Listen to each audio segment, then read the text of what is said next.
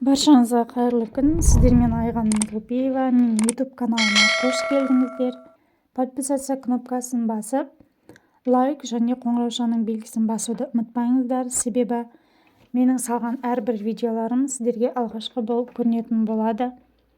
Бүгін көптің көкейінде жүрген сұрақтардың бірі: біз химия пәнін не үшін оқимыз атты сұраққа толық жауап беретін боламыз. Химияның негіздерін әрбір адам білуі керек деп ойлаймын. Себебі адамзаттың өмірі химиямен тікелей байланысты. Біріншіден, адам организмде химиялық элементтердің атқаратын қызметі өте жоғары. Мысалы, адам сүйегінің құрамында кальцийдің белгілі бір мөлшері бар. Егер сүйек құрамындағы кальций мөлшері азайып қалса, онда сүйектер жұмсарып кетеді. Ал адам денесін ұстап тұрған сүйек екенін барлығымыз да білеміз. Сондықтан организмдегі элементтер мөлшерін бір қалыпта ұстап отыру қажет. Мұны химиялық білімі бар адам жақсы біледі. Екіншіден, медицина, дәрі-дәрмектердің барлығы химиялық қосылыстар. Дәрі-дәрмектерді химиктер жасайды. Үшіншіден, күнделікті өмірде қолданып жүрген заттар: сабын, сода, сусабын, ыдыс жууға арналған заттар. Мұның барлығында химиялық қосылыстардан тұрады. Төртіншіден, тамақ өнеркәсібіндегі, ауыл шаруашылығындағы, құрылыста, шыны, терезелер, бояулар, цемент, әк, тағы басқа техника өнеркәсібіндегі таңғажайыптар химияның арқасында.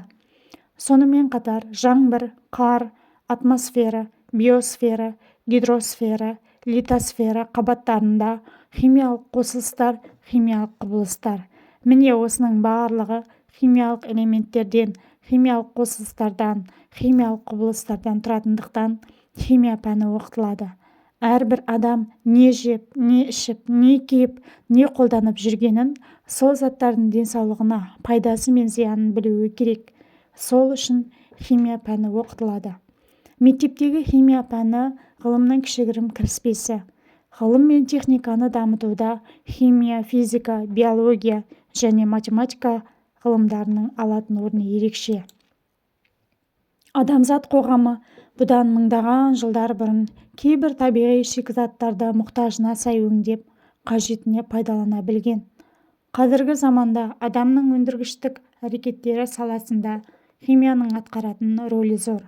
Химия араласпаған бірде-бір өндіріс, шаруашылық салалары жоқ. Табиғат бізге тек бастапқы шикізатты, ағашты, кенді, мұнайды тағы басқаны береді. Табиғи материалдарды химиялық өңдеу арқылы ауыл шаруашылығына, өндіріске, тұрмысқа қажетті тыңайтқыштарды, металдарды, пластмассаларды, бояуларды, дәрілік заттарды, сабынды, соданы және тағы басқа аса маңызды әртүрлі заттарды алады.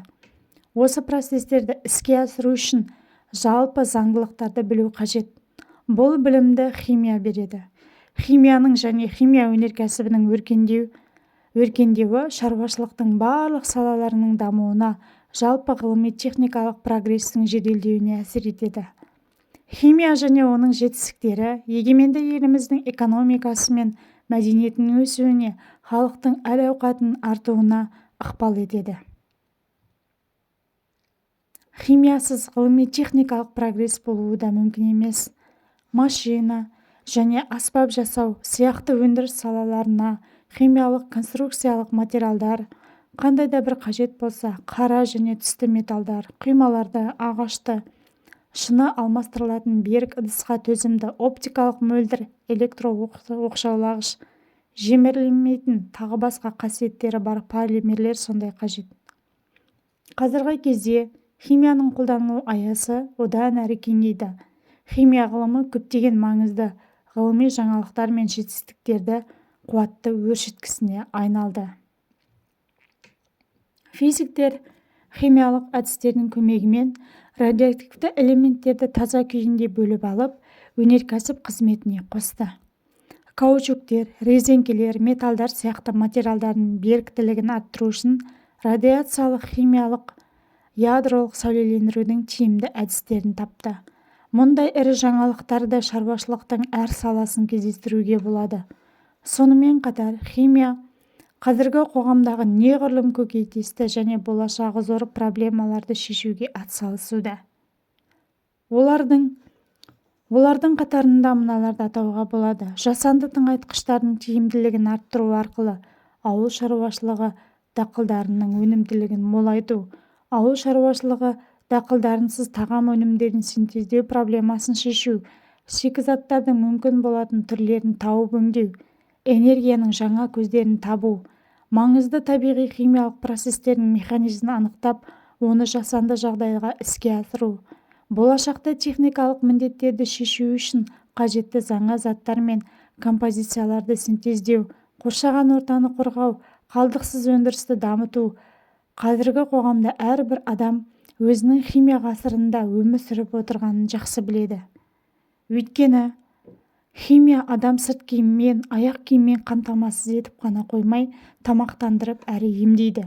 Олардың баспаналы болып, өмірін көркейтуге көмектеседі. Адамдар химияның қызметін әр сағат, әр секундта көреді десек артық айтқандық емес. Үйде отырып телевизор қарау, немесе қолды сабынмен жуу, тіпті автоқаламмен жазудан бастап ғарышқа ұшқанға дейін адам химияның өнімін пайдаланады. Химиясыз жасанды жер серіктері, зымырандар, планетааралық станциялар болмас еді.